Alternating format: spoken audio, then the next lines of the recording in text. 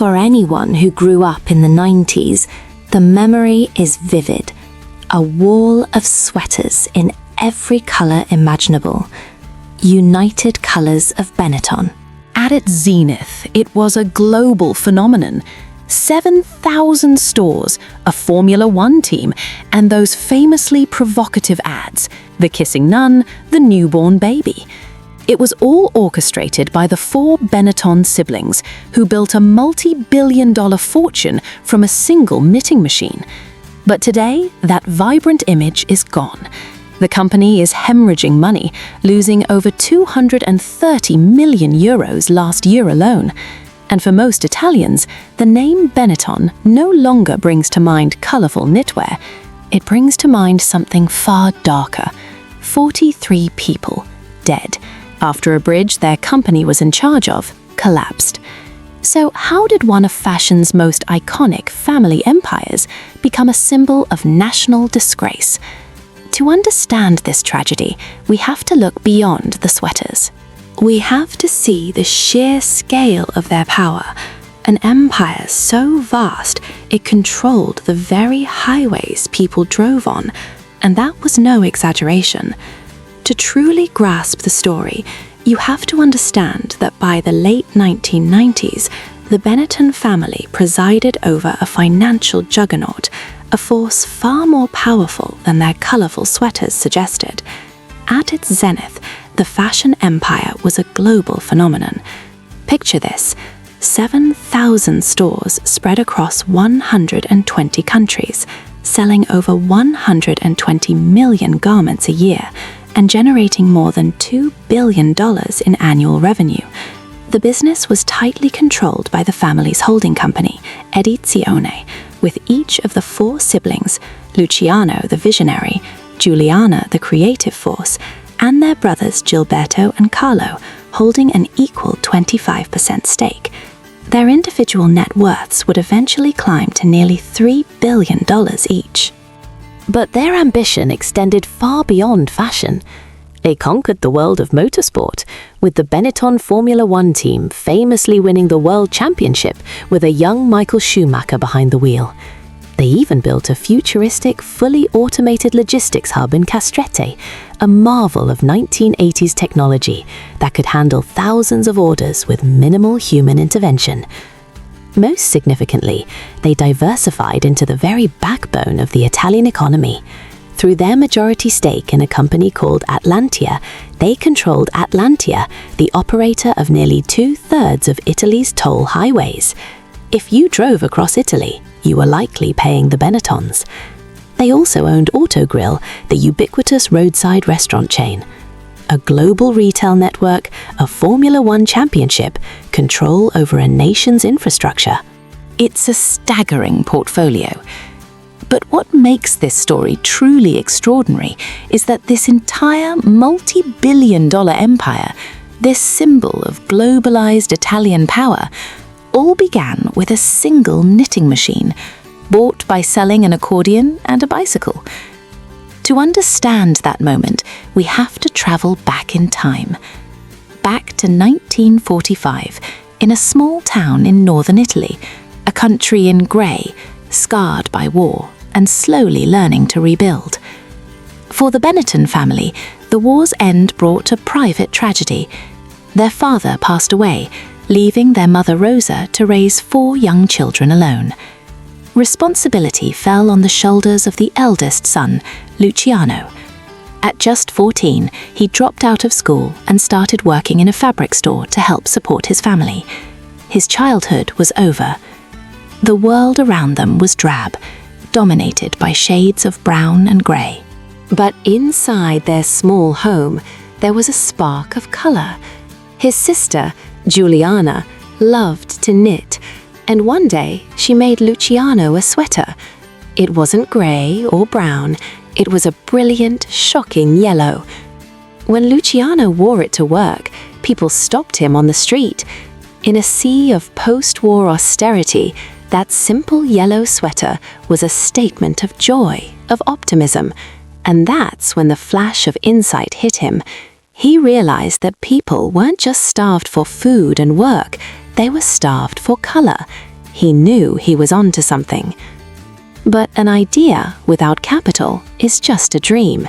So in 1955, the family made a legendary sacrifice. Luciano sold his accordion, the music of his youth. His younger brother, Carlo, sold his bicycle, his only taste of freedom. Together, they scraped together about $200 and bought their very first second-hand knitting machine. Their operation was simple. Giuliana designed and knitted. Luciano became the salesman, loading up his own bicycle with sweaters and selling them to local stores. In the first week, he sold 20. Within 4 months, they had paid back their loan. They had a winning product, a growing demand, and an unstoppable work ethic. But they soon hit a wall.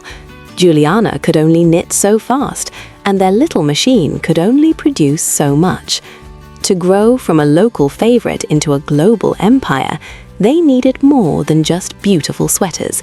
They needed an industrial-scale secret, a revolutionary technique that would allow them to paint the world in color, faster and more brilliantly than anyone else had ever imagined.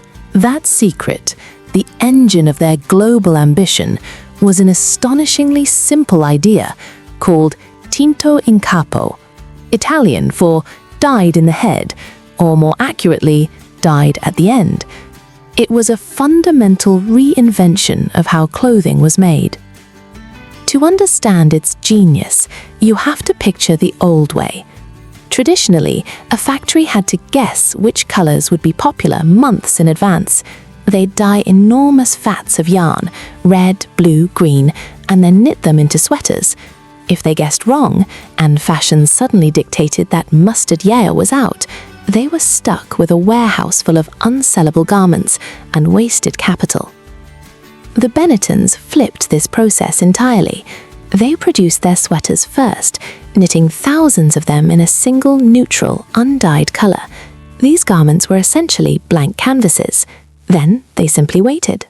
As real-time sales data flowed in from their stores, showing that shoppers in Paris were suddenly clamoring for crimson, they would take the blank sweaters from storage and dye them in large batches to meet that exact proven demand.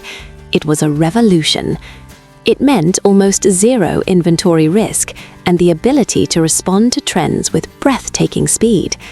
They weren't just selling sweaters, they were selling color itself on demand. This manufacturing agility powered a completely new kind of retail experience. When they opened their first store in Belluno in 1966, the shop itself was a revelation. It was bright, open, and unstructured. Sweaters were stacked on shelves for customers to touch and browse freely, a concept Luciano called "my market." It was an irresistible invitation to dive into a sea of color.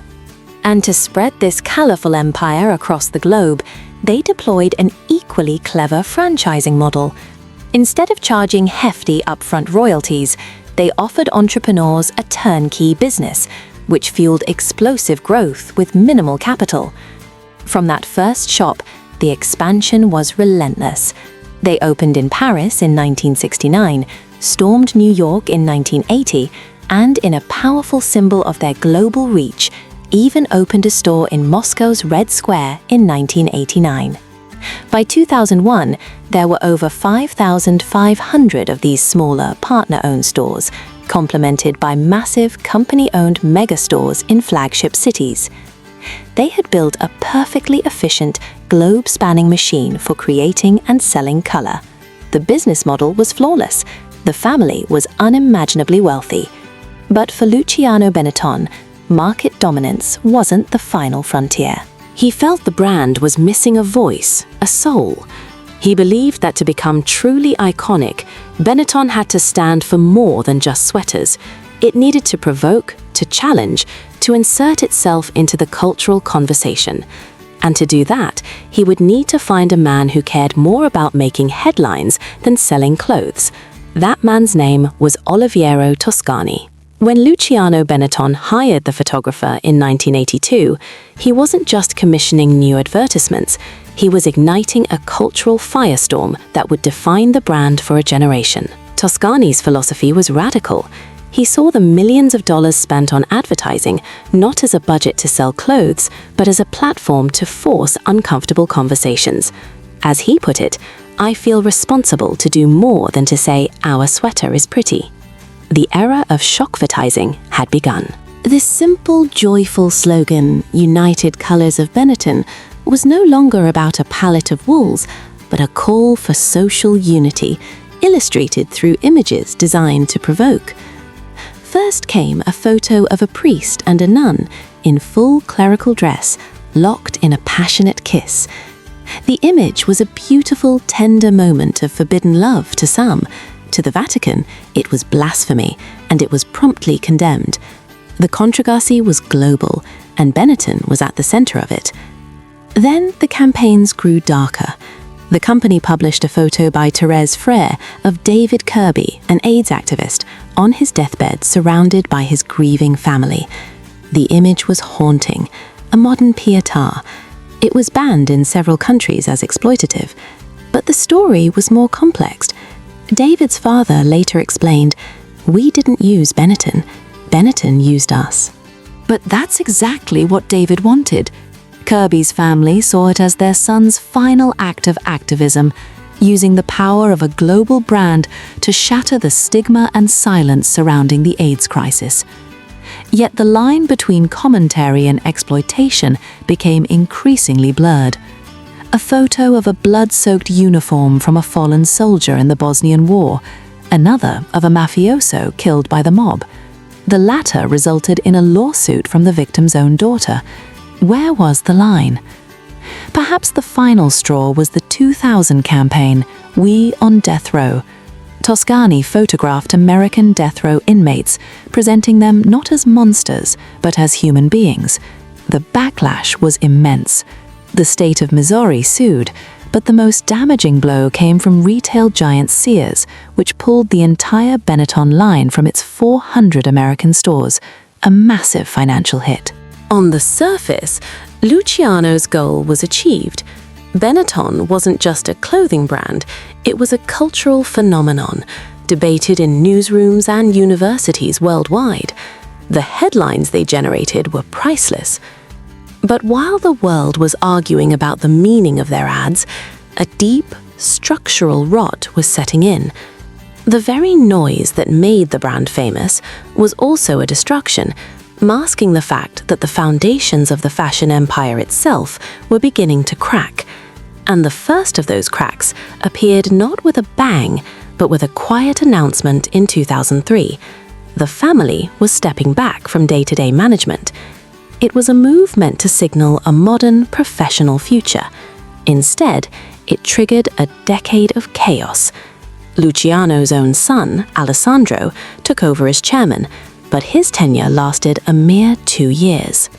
What followed was a revolving door of external CEOs, each with a new vision, each failing to stop the bleeding.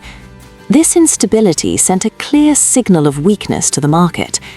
By 2012, the family was forced to take the company private, delisting it from the stock exchange to hide the damage. Its value had plummeted from a peak of over $4 billion to just $720 million. The magic was gone. The core problem was that the world had changed, but Benetton hadn't. Their groundbreaking production model was now hopelessly obsolete. Imagine a visual timeline. For Benetton, the journey from a designer's sketch to a sweater in a store still took up to 12 months. Now contrast that with a new Spanish competitor, Zara, which could do it in just 3 weeks. And then came the true disruptor, Shein, which by the 2020s would be dropping 1.5 million new styles a year, compared to Zara's 40,000. Benetton was a horse and buggy in the age of the bullet train. Their failure to adapt to the digital world was just as stark. Even as late as 2024, e-commerce accounted for a paltry 10% of their revenue. So, a stale business model, a carousel of executives, a failure to embrace the new pace of retail. It's tempting to see this simply as the story of a brand that grew old and out of touch. But that isn't the whole picture. In fact, the family's greatest financial successes, happening far from the world of fashion, were quietly seeding their ultimate moral catastrophe. And the first tremor of that earthquake was felt not in an Italian boardroom, but in the dust and rubble of a collapsed factory in Bangladesh. On April 24, 2013, the Rana Plaza building, which housed several garment factories, collapsed. It killed 1,138 people. In the wreckage, investigators found labels for Benetton. The company initially denied any connection, but as pressure mounted, they were forced to admit that one of their suppliers had subcontracted production there. For a brand built on a global United Colors philosophy, the revelation was a devastating ethical stain. A failing business, a tarnished reputation, these were the 1,000 cuts that were slowly bleeding the fashion empire dry. But all of this, the slow decay, the financial losses, even the tragedy in a distant country, was about to be overshadowed by a single, horrifying event back home in Italy. An event so catastrophic it would make all previous failures seem trivial. On a stormy summer morning, the Benetton name was about to become permanently fused, not with colorful sweaters, but with falling concrete and unimaginable loss. That day was August 14, 2018, in Genoa. A torrential summer storm was raging over the city. It was the eve of Ferragosto, Italy's biggest summer holiday, a day meant for family and celebration. But just before noon, on the Ponte Morandi, a key artery for the region, the unthinkable happened. A 210-meter section of the bridge simply vanished. Eyewitnesses described a sound like thunder as the massive concrete structure crumbled. Cars and trucks nosedived into a 45-meter abyss onto the railway lines and riverbed below. 43 lives were lost, 43 stories cut short. Among them, Roberto Rubbiano, his wife Ercilia, and their 8-year-old son, Samuele. They were on their way to a holiday. An entire family wiped out in an instant, their car found crushed amidst the debris. This wasn't just a random act of nature. This bridge was operated by a company called Autostrade per l'Italia, and that company was controlled by Atlantia, the infrastructure giant owned and managed by the Benetton family. As Italy grieved, the truth began to surface, and it was horrifying. A former top manager of the Benetton's holding company, Gianni Mion, would later confess in a deposition. He admitted that the risk of the bridge collapsing, stemming from a known fatal design flaw, had been on their radar for at least 8 years. He spoke of a meeting where the risk was discussed. His testimony is haunting. He said, "I didn't do anything. It was, he called it, his greatest regret." It was a confession of negligence that shook Italy to its core, a preventable tragedy. The Benetton name, once a symbol of vibrant, united colors, was now inextricably linked to a national disgrace. But as the nation mourned and the outrage grew, one man, a figure central to the Benetton story, was about to say something so unbelievably callous, so disconnected from reality, that it would pour gasoline on the fire. That man was Oliviero Toscani, the architect of Benetton's provocative image. And the gasoline he poured came in the form of a single horrifying sentence uttered on national radio. When asked about the 43 dead in Genoa, he responded with a shrug. Who cares if a bridge falls down? The backlash was instantaneous and absolute. A firestorm of revulsion erupted across Italy. The comment was seen as the ultimate proof of the family's detachment and inhumanity. News headlines screamed condemnation. Social media posts demanded boycotts. Politicians who once courted the family now denounced them. Benetton, the company, scrambled to sever all ties with Toscani, issuing apologies, but the damage was irreversible. Their name was poison. Amid the corporate chaos, a deeper, personal tragedy struck. Within months of the bridge collapse, 2 of the 4 founding siblings, Carlo and Gilberto Benetton, passed away.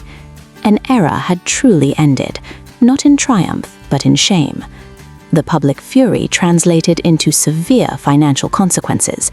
The family's wealth plummeted by $2 billion.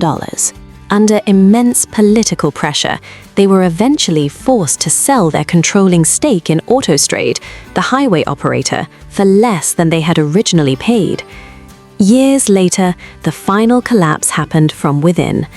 In a bombshell 2024 interview, an 89-year-old Luciano Benetton publicly accused the CEO he had handpicked of hiding a financial hole of over 100 million euros. His exact words were a lament for the ages. "I was betrayed in the truest sense of the word." The final numbers told the story of a dead brand, a loss of 230 million euros in 2023 alone, accumulated losses of over 1.5 billion since 2013. Hundreds of stores, once vibrant hubs of color, now permanently closed. The fashion empire was in ruins, the brand legacy forever tarnished by tragedy. And yet, here is the final, bitter irony of the Benetton story. While the company that bore their name was destroyed, the family themselves remained one of the wealthiest in Italy. The answer lies in a name few people know: Edizione. This is the Benetton family's holding company, a sprawling portfolio of assets from airports to agriculture, which even in 2024 generated over 10 billion euros in revenue. While the fashion business bleeds money, the family's core fortune remains immense, now managed by Luciano's son, Alessandro. Today, only Luciano and his sister Giuliana survive, both approaching their 90th birthdays. In Genoa, a new bridge now spans the valley. Designed by the celebrated architect Renzo Piano, it is a sleek, modern marvel of engineering, equipped with advanced sensors and robotic maintenance systems. It is a symbol of Italy's renewal, and the Benetton name appears nowhere near it. From an accordion and a bicycle, 4 siblings built a global empire that defined an era with color and controversy. Their descendants will continue to manage a vast fortune. The sweaters are still for sale, but the name Benetton itself now carries the weight of a different, much darker story, a permanent stain on the vibrant colors of their past. It leaves us with one final difficult question. Did the Benetton family's bet on infrastructure ultimately save their fortune, or did it cost them everything the colorful sweaters once represented? I would love to read your thoughts in the comments below. If you, like me, are fascinated by the stories hidden behind the things we think we know, please consider subscribing. It would mean the world to have you here in our quiet corner of the internet.